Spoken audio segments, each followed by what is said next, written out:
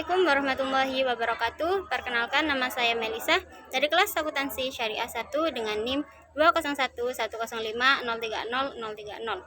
Baik, di sini saya akan memberi tanggapan atas video dari Bapak Abdul Wadud Nafis, yaitu tentang masa Khulafaur Rasyidin. Peradaban Islam pada masa Khulafaur Rasyidin. Khulafaur Rasyidin sendiri secara bahasa, Khulafaur Rasyidin terdiri dari kata khulafa dan rasyidin.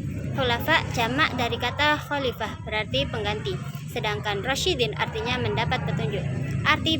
Arti bebasnya adalah orang yang ditunjuk sebagai pengganti atau pemimpin yang selalu mendapat petunjuk Allah. Khulafaur Rasyidin merupakan sahabat Nabi. Yang pertama, Khalifah Abu Bakar As-Siddiq, yang kedua Umar bin Khattab, yang ketiga Utsman bin Affan, dan yang keempat Ali bin Abi Thalib. Abu Bakar sendiri lahir pada tahun 572 Masehi dan wafat pada tanggal 21 Jumadil Akhir 13 Hijriah atau 23 Agustus 634 Masehi. Masa jabatan Abu Bakar dimulai pada tahun 11 sampai 13 Hijriah atau 632 sampai 634 Masehi.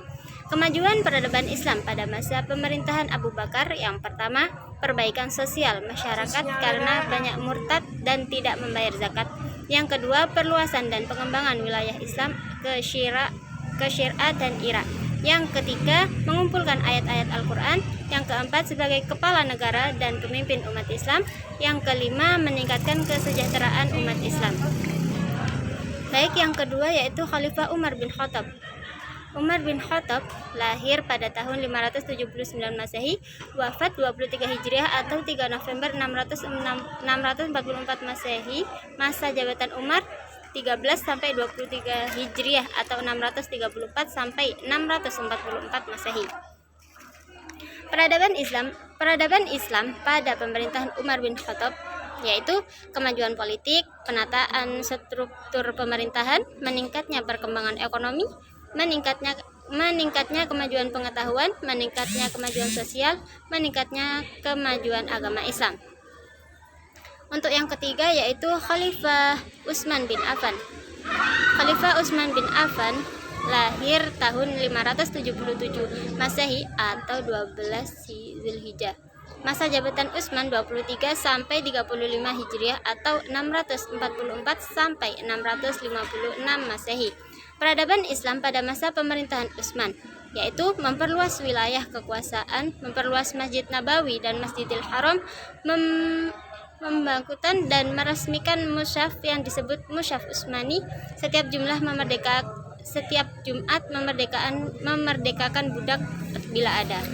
Yang keempat, Khalifah Ali bin Abi Thalib. Beliau ialah sepupu Rasulullah sekaligus menantu Rasulullah. Lahir 23 Masehi, wafat 40 Hijriah. Peradaban Islam pada masa pemerintahan Ali bin Abi Thalib: yang pertama, mengaktifkan kembali sistem distribusi pajak tahunan. Yang kedua, selektif dalam seleksi gubernur dan pengawalnya. Yang ketiga, sistem renumerasi atau penyempurnaan gaji pegawai. Yang keempat, menjunjung tinggi kepentingan rakyat.